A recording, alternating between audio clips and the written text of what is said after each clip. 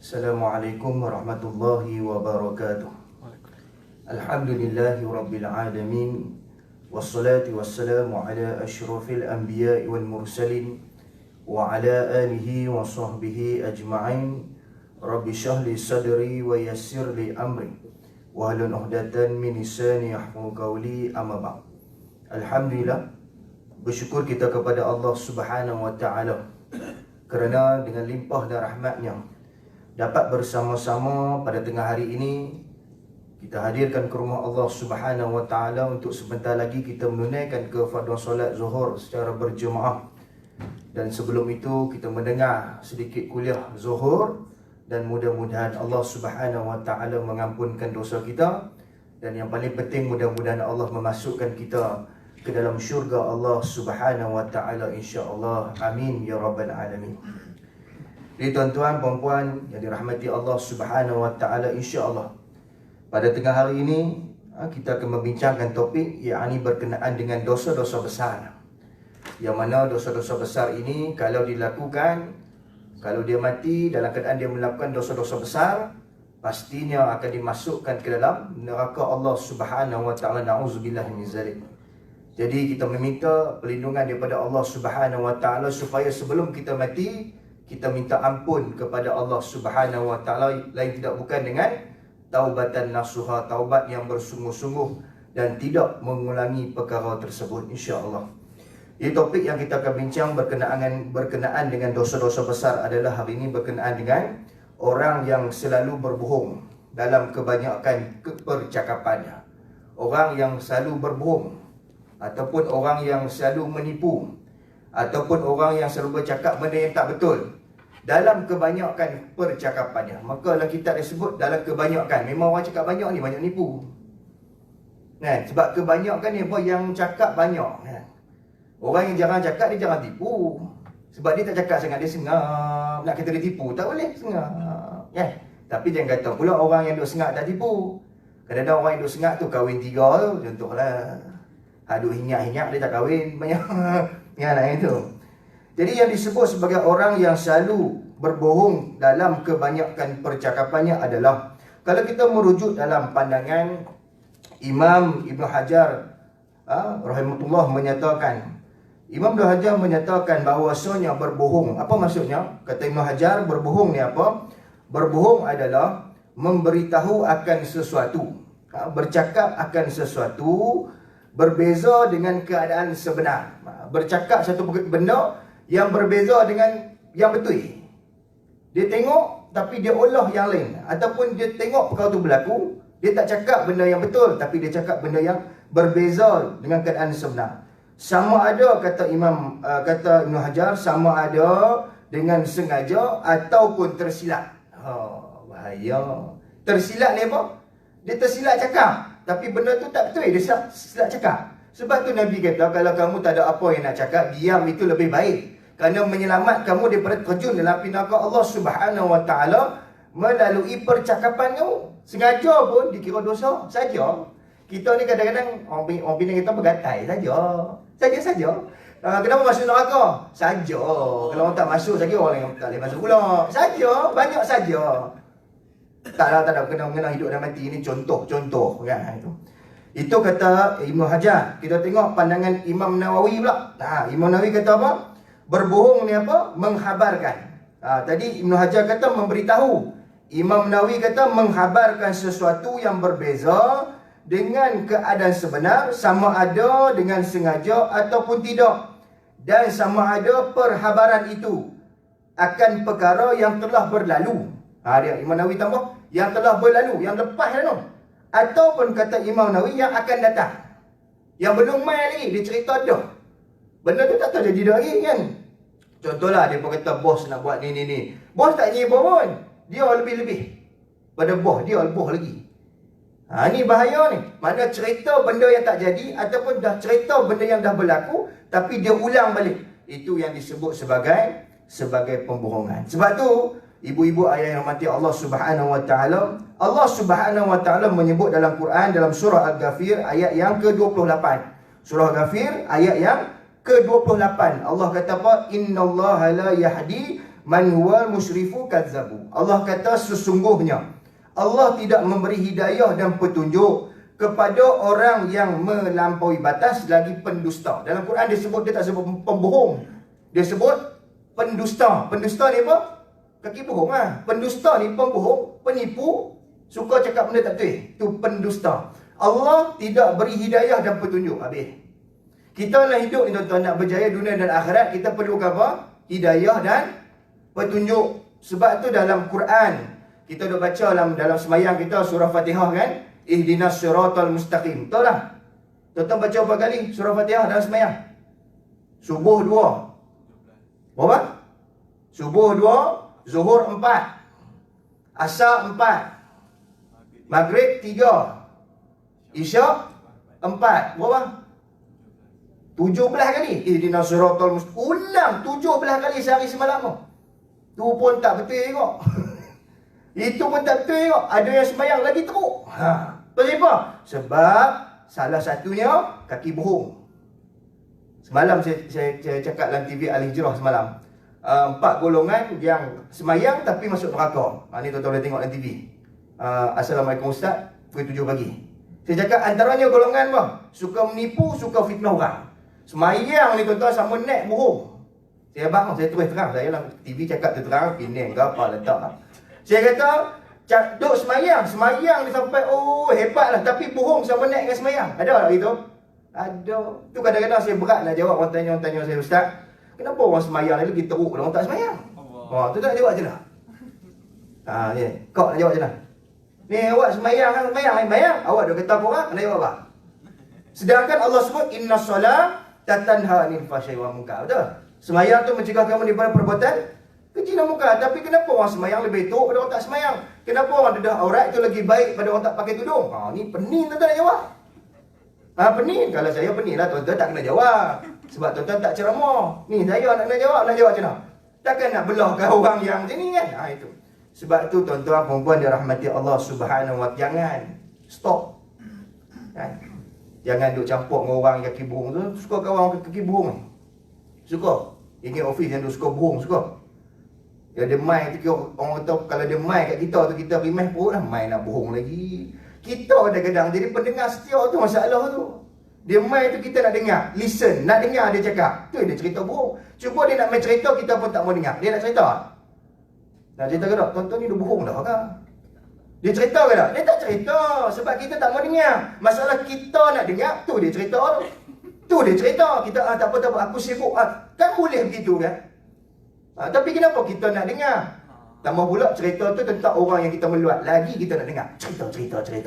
Tu. Yang panggil membawang tu. Tak membawang, makan bawang tak apa. Tapi membawang haram lah, tak boleh. Itu. Ingat, mana-mana orang yang suka berdusta, yang dia ni melampaui batas, maka ketika tu hidayah dan petunjuk tidak diberikan oleh Allah Subhanahu wa ta'ala. Na'udzubillah. Jadi janganlah kita semayang banyak, kita buat amal banyak, tapi kita kaki bohong, masuklah neraka kalau tak sempat taubat. Letih tu semayang, semayang. Makin subuh tadi, bayang subuh ni 6-1 minit. Nak kena makin awal, tuan-tuan mayang, lepas tu main office pula. Ada naik motor, naik punya laju, punya ligan paskat kan. Tiba-tiba mati esok jelek. Ogi tak? Ogi tak ogi? Ogi. Sebab tu janganlah, berhentilah. Yang kedua tuan-tuan, Allah Subhanahu wa ta'ala menyebut lagi dalam Quran, dalam surah Az-Zariyat ayat yang ke-10. Allah kata apa? Qutila kharra ni apa? Binasalah orang yang sentiasa mengeluarkan pendapat dengan cara agak-agak. Aku rasa-rasa dia tak main kerja sebab dia malas. Aku rasa-rasa dia tak main kerja sebab gini. Rasa-rasa macam tu lah kot. Dia 50-50. Ni pun bahaya apa? Rasa-rasa. Ni tuan-tuan, rasa-rasa ni tak boleh. Kalau kita tak tahu, orang tanya, pasal apa dia selalu main lambat? Kita pun bagi rasa-rasa dia tu memang macam tu dah. Sebenarnya kata kita tu tak menyampaikan, tak sampai pun apa yang dia buat tu, dia tak buat gitu pun. Mungkin sebab dia tak ada pergi klinik. Tapi sebab kita kata, rasa-rasa lah dia memang gitulah, kaki tuang kerja, main lambat. Suruh orang paskat pula, contohlah. Kita rasa-rasa ni menyebabkan orang yang kita tomah tu jadi buruk pada dia. Betul tak? Sebab rasa-rasa kita ni lah. Rasa makanan tak apa. Tapi kalau tengok puasa Ramadan tak boleh rasa lah. Tapi kalau duk rasa-rasa pasal orang ni, haram, tak boleh. Sebab tu Allah kata binasa orang macam ni. Bagi pandangan 50-50. Kalau kita tak tahu, jawab tak tahu. Orang tanya kita, si fulan bin si fulan, kita kata tak tahu. Itu yang mudah. Mudah saja, hidup ni very simple. Apa yang kamu tak tahu, jangan respon. Tak tahu, aku tak tahulah. Aku minta maaf, aku minta tahu. Kita bagi jawapan yang mudah, very simple. Kenapa kita nak respon benda yang kita tak tahu? Bahaya. Ada orang kata, ustaz, bukan saya kata, mereka kata. Hadirin macam ni pun banyak lah.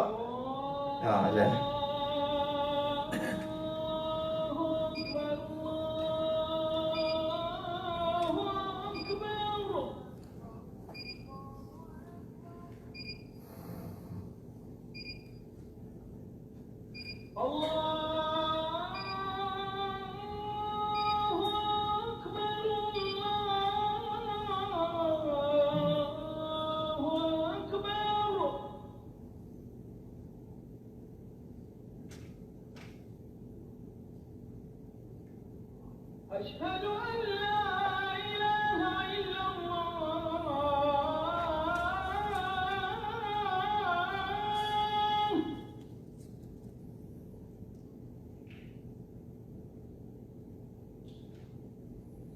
أشهد أن لا إله إلا الله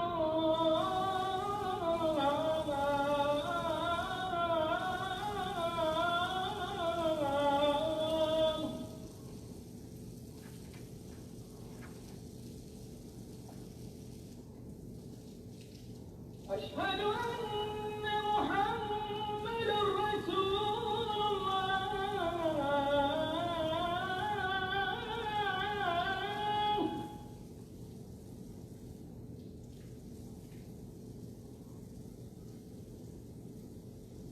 أشهد أن محمدا رسول الله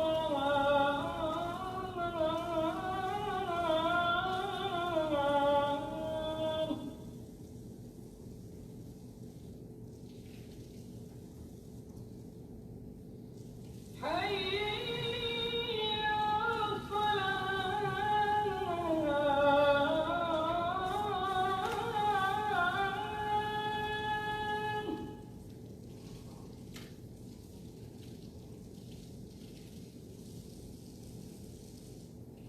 حي على الصلاة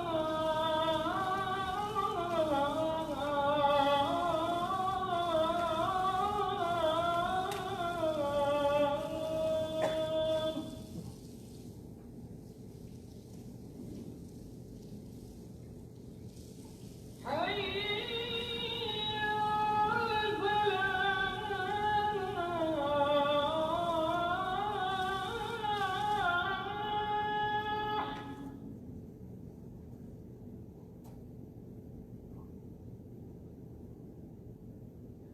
حي على الفلاح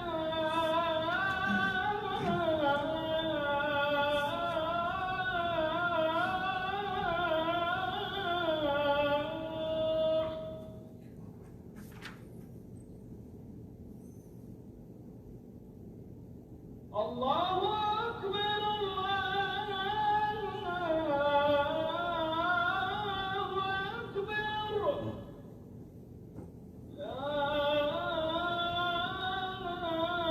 أكبر لا إله إلا الله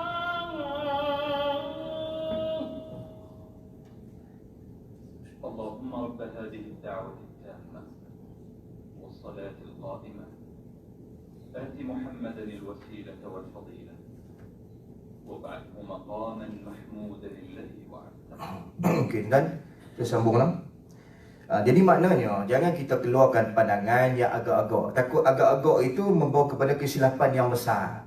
Macam saya ada orang tanya soalan, tak boleh agak-agak saya lah, mungkin macam ni lah kot. Agak-agak tak boleh.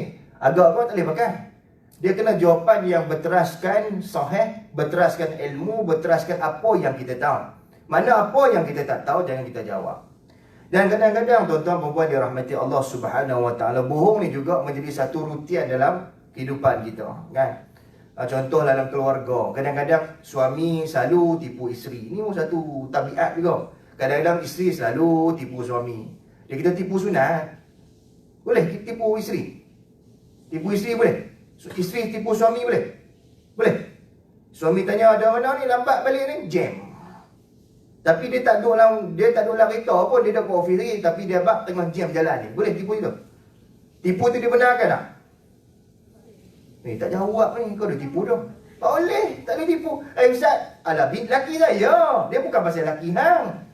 Dia kira kalau kita cakap benda tak betul, yang berbeza dan benda tu tak berlaku. Dia kata Imam Nawawi yang tak berlaku dan kamu kerik satu cerita supaya lepas kamu daripada benda yang tak sepatutnya kamu lepas. Maka itu dikira sebagai pembohongan. Ya. Sama juga kalau isteri tanya dekat suami kan, awak balik lambat, meeting. Dia tak meeting pun, tak nak mesyuarat pun. Dia mesyuarat dekat kedai makan dengan kawan dia. Kan dia buat meeting dekat office, maka itu dikira sebagai berbohong dalam kebanyakan percakapan. Sama juga kita janji dengan anak kita. Janji dengan anak kita nak beli apa? Kalau dia dapat SPM 10A straight, kita nak beli MyV, mari sebut lah. Datuk Masjid Sabak. Kalau nak beli MyV apa? Full spec kan. Tiba-tiba kawan tu dapat 10A straight. Kita beli kat MyV, tapi MyV spec standard. Bohong ke tak? Saya beli juga Ustaz MyV, tapi spec dah standard. Hang janji tadi spec full spec. Makna beza, brand sama, tapi janji tadi lain, buat lain. Sebab tu kena berhati-hati dalam apa yang kita janji dan apa yang kita cakap. Nabi Muhammad SAW menyebut, inna kaziban yahdi ilal fujur. Sesungguhnya dusta membawa kepada derhaka dan derhaka membawa kepada neraka. Seseorang itu yang selalu berdusta sehingga akan ditulis di sisi Allah Subhanahu wa taala sebagai orang yang selalu berdusta. Hadis muttafaqun alaih daripada Abdullah bin Mas'ud. Yang ni tuan-tuan yang Nabi sebut, sesungguhnya orang yang bohong ni, dusta ni, dia derhaka kepada Allah. Dan derhaka ni kata Nabi pastinya masuk neraka. Ini istilah Nabi sebut yang comel. Dusta bawa derhaka, derhaka bawa neraka. Ini tuan-tuan. Sebab tu kena hati-hati. Kita nak bercakap, very careful. Jangan kita cakap benda-benda yang tak betul. Cakap benda betul tak apa. Jangan kita cakap benda yang tak betul. Kadang-kadang benda yang tak betul tu selalu kita cakap. Ini tuan-tuan. Ada orang tanya, Ustaz, boleh tak kita bergurau dalam keadaan kita berbohong? Gurau. Buat lawak. Tapi kita bohong. Lawak tu tak ada pun. Contoh kita create satu cerita, bagi satu kaum ketawa, tapi benda tu tak jadi pun. Kita reka je cerita tu. Maka baginda Nabi Muhammad SAW menyebut, fawailul lillazi, celakalah buat seseorang yang menceritakan suatu cerita dengan tujuan untuk membuat suatu kaum itu ketawa, maka berdusta. Dia berdusta. Maka Nabi sebut fawailul lillahu. Maksudnya celakalah dia. Mana orang yang buat lawak, dia reka cerita yang tak jadi pun, dia reka bagi orang gelak. Orang tu gelak sampai lidah tergelak. Dia syok, dia puas kan. Ini orang kata Nabi celakalah dia. Celakalah ni 3 kali Nabi kata celaka orang ni. Bila celaka ni bagus ke tak? Ni bukan Muhammad biasa ni, Nabi Muhammad SAW. Yang mana bila Nabi buat, kalau Nabi murka, Allah murka. Bila Nabi kata celaka, Allah kata celaka orang macam ni. Sebab tu buat lawak, benda yang rasional, benda yang betul tak apa. Contohnya, saya ambil dalam kitab ni, tuan-tuan mengaji kan, kitab Syamil Muhammadiyah ni, ada hadis. Nabi Muhammad SAW kan, pernah buat lawak, contoh dengan Anas bin Malik. Nabi kata pada Anas bin Malik, wahai pemilik 2 telinga. Memang betul pun, kalau tu 2 telinga, takkan nak kata 4 telinga kan. Maka ditanya kepada Nabi Muhammad SAW, kata Abu Usama berkatanya, maksud Rasulullah SAW ialah Nabi sedang bergurau. Nabi kata, wahai pemilik 2 telinga. Mana okey lah, memang ada 2 telinga. Yang kedua, Nabi pernah bergurau juga. Ini comel, ini tuan. Satu ketika tu ada seorang wanita tua datang menemui baginda Nabi Muhammad SAW dan berkata, wahai Rasulullah, tolonglah berdoa kepada Allah Subhanahu Wa Taala supaya aku dapat masuk dalam syurga. Datang orang tua jumpa Nabi, ya Rasulullah, doa siap pada aku nak masuk syurga. Rasulullah SAW menjawab, wahai ibu fulan, syurga itu tidak dihuni oleh orang tua. Kejut orang tua ni. Habis tu, macam mana aku je lah kan? Itu. Mendengar jawapan Rasulullah SAW, wanita tua itu pergi daripada situ sambil menangis. Dia sedih lah. Nabi kata, mana ada orang tua masuk syurga? Orang tua ni semayang pagi petang buat amal punya banyak. Tiba-tiba Nabi kata, mana ada orang tua masuk syurga? Kalau tuan-tuan sentak. Tahu kan? Maka kata baginda Nabi Muhammad SAW, beritahu kepada wanita itu, dia tidak akan masuk syurga dengan usia yang tua. Mana ada orang masuk syurga tua? Nanti bila masuk syurga semua muda-muda, semua remaja. Kita tua ni kata Nabi dekat dunia ya. Esok masuk alam akhirat, semua muda belaka. Sampai bila muda? Yang masuk neraka pun muda, yang masuk syurga pun muda. Baru nikmat itu rasa. Kalau umur 80 masuk neraka, tuan-tuan, Allah nak kena balun dengan malaikat pun tak sedar. Tiba sekali pingsan. Oh, tak sedar tuan-tuan. Dia kena umur 30 macam saya ni. Baru sedar balun.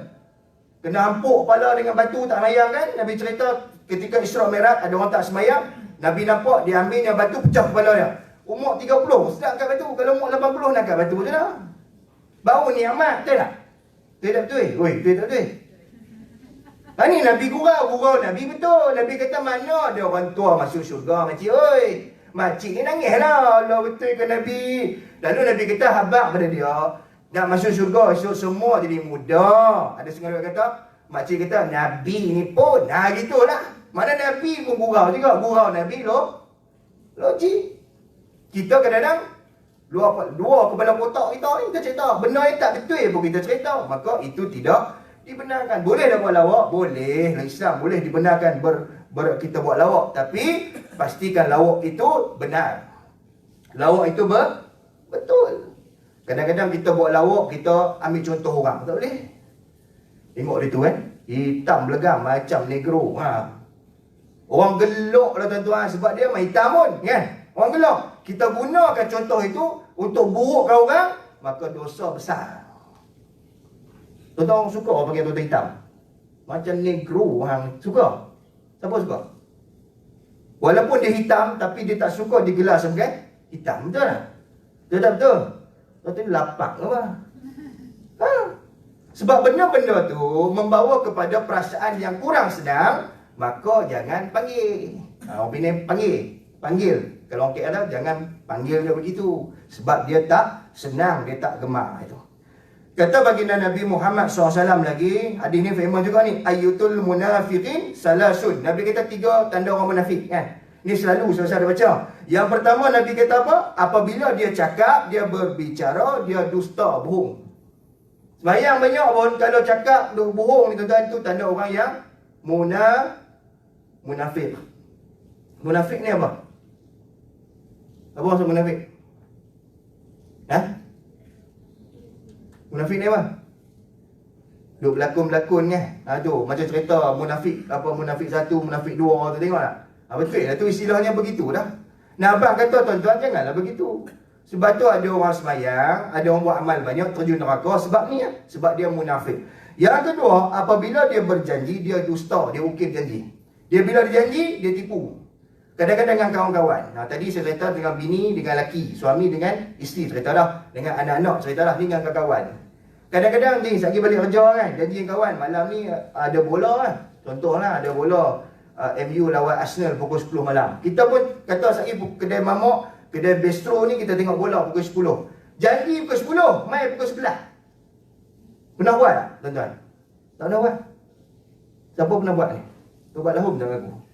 Kawan tu tunggu tuan-tuan, daripada teh ais 1 gelas jadi 5 gelas. Daripada muka senyum jadi macam hantu raya, punya geram. Telefon tu, dia kata on the way tu. Aku dah on the way, dah sampai traffic light, lagi 5 minit sampai.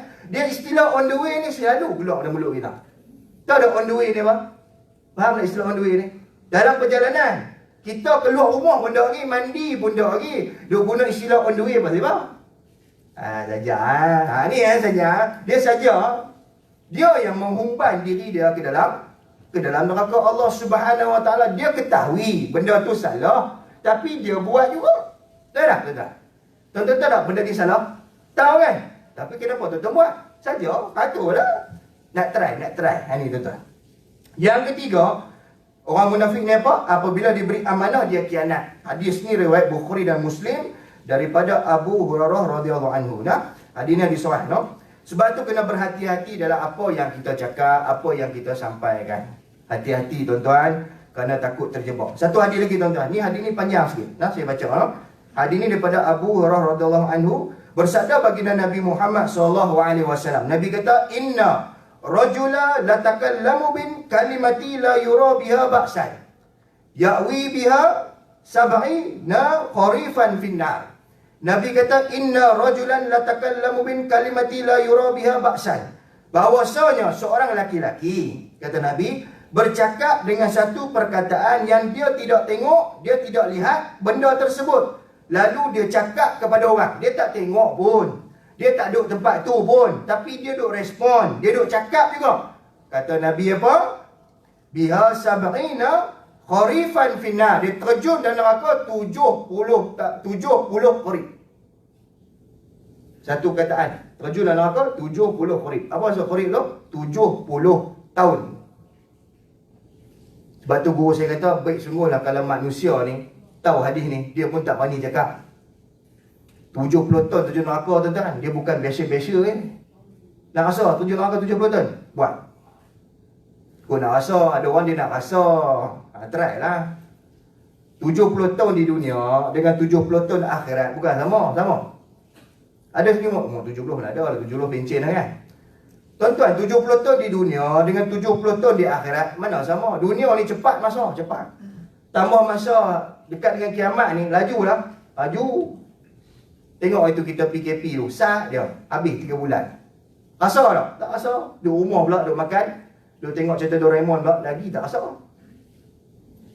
Mayang terawih pun dah. Ada orang kata, ustaz saya sibuk terlepas ni cerita. Saya tak sempat pergi terawih lah ustaz. Saya tak sempat mayang raya, sibuk sangat. Allah bagi tahu ni, mayang raya kat rumah, kutubah raya kat rumah, puasa pun kat rumah, mayang tarawih pun kat rumah. Itu pun tak boleh juga. Sibuk lagi. Sibuk apa? Kerja. Ofis tutup. Tuan-tuan kerja. PKP main. Perintah Kawalan Pergerakan. 2 bulan tu. Kerja. Siapa kerja? Kok dia main kerja juga? Mana ada? Tak ada. Tambah kerajaan tutup. Kan? Persoalannya, masa tu Allah beri, apa yang hang buat? Tidur. Kodok balik noh. Berapa tahun tak tidur kalau kerja siang malam. Tidur. Mayang tarawih dok. Qiyam mulai tak buat. Tadarus dok. Mayang raya pun tak buat. Ada baru ni orang telefon saya, dia kata, ustaz, kalau mayang raya ni tak baca kutubah tak apa. Tak apa, tak masalah. Mayang raya. Lepas tu dah. Kan? Tak ada masalah. Kan? Yang salahnya tak buat langsung. Kan? Mayang raya dah. Ada orang dia takut baca kutubah. Kan? Tuan-tuan jadi ada sini jadi imam tarawih. Tahu apa? Tahun ni. Dapat tauliah imam tarawih kat rumah. Ni orang lelaki tak tanya orang perempuan, orang lelaki lah. Jadi ya? Bagus lah. Kan? Ada tu ayah dia baca Allah ya. Rakaat pertama Allah. Rakaat kedua anak ambil meluat.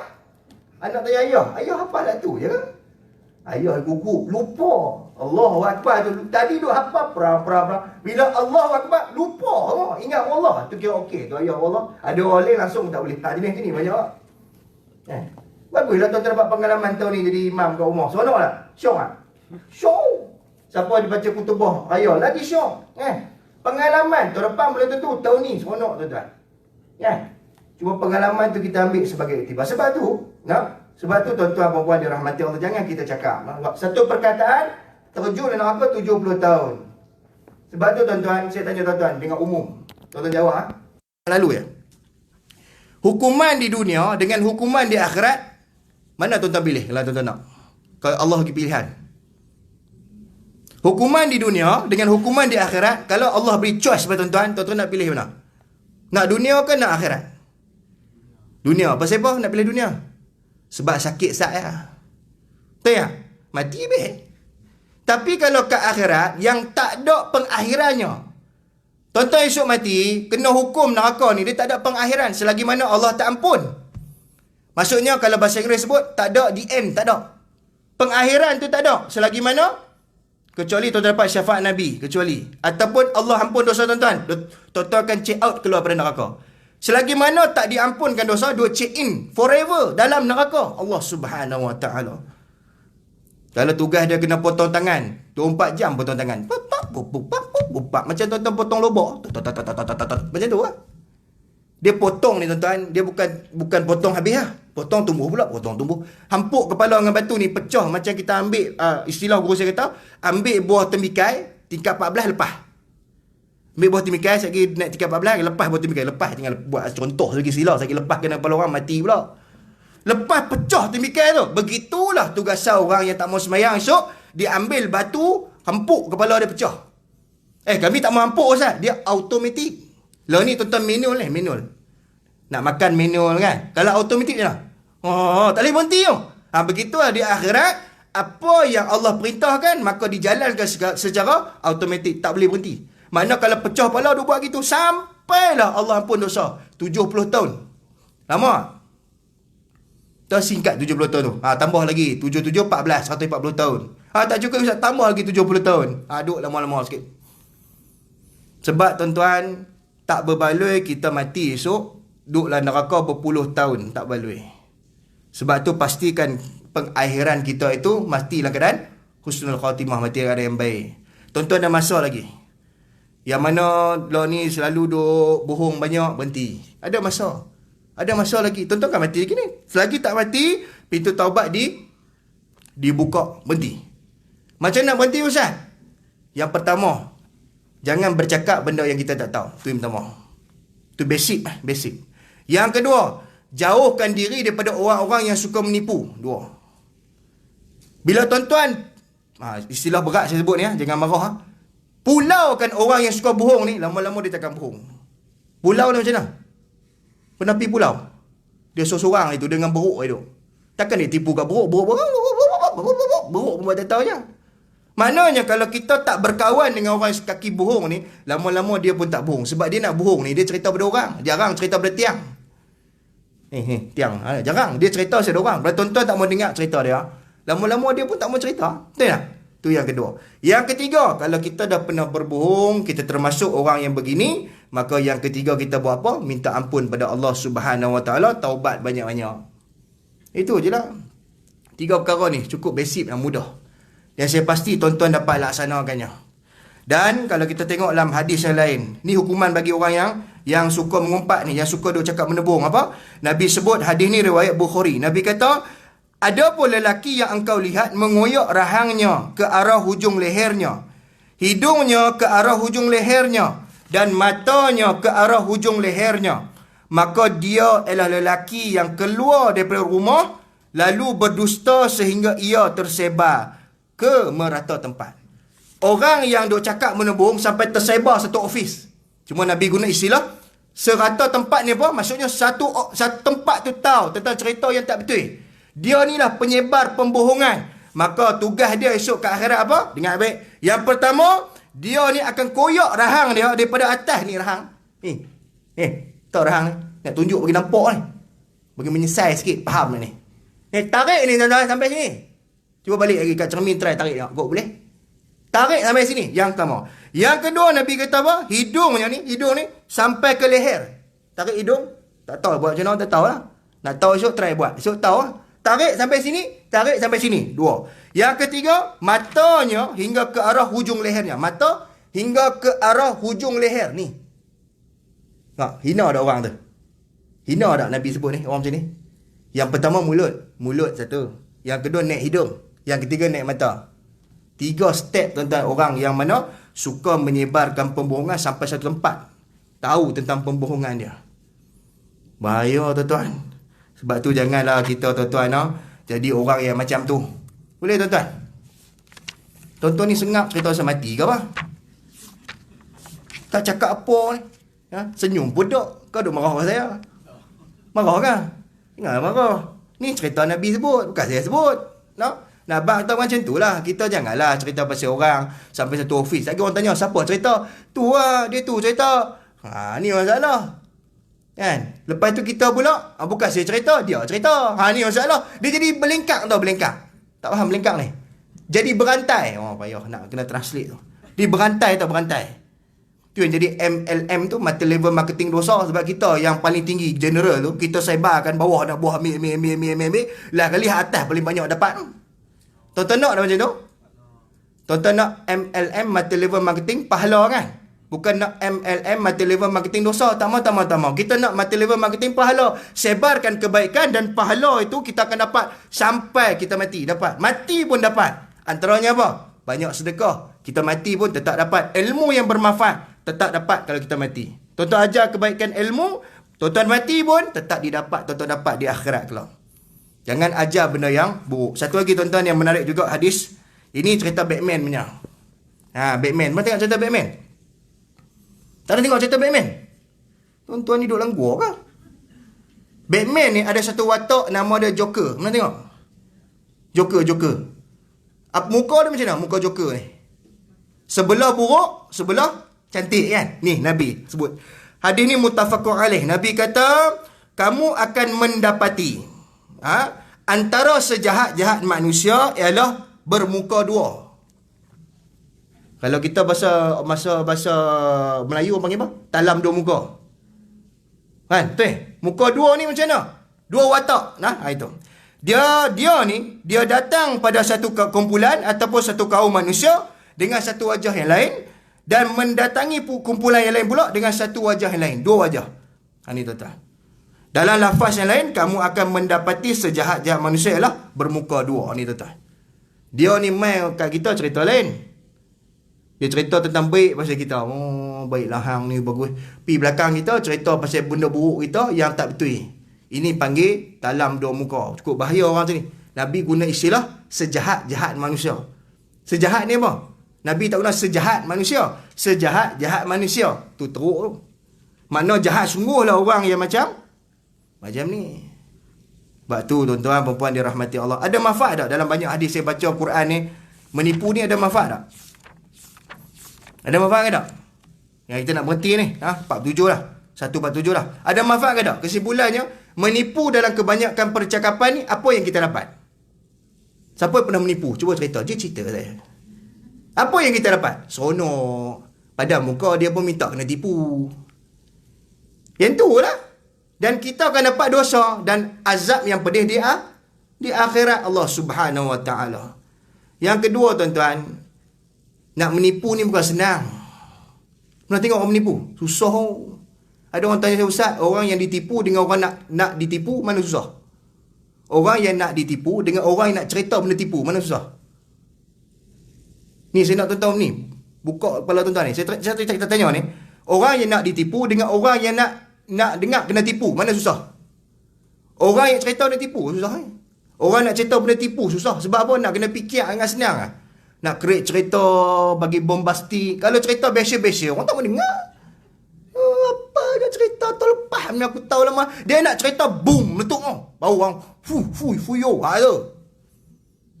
Sebab tu kalau tengok ni saya contoh je lah, jangan marah. Sebab tu kalau kata guru saya nak tengok orang bohong ni tuan-tuan, dia cerita tu kadang-kadang kening sampai naik.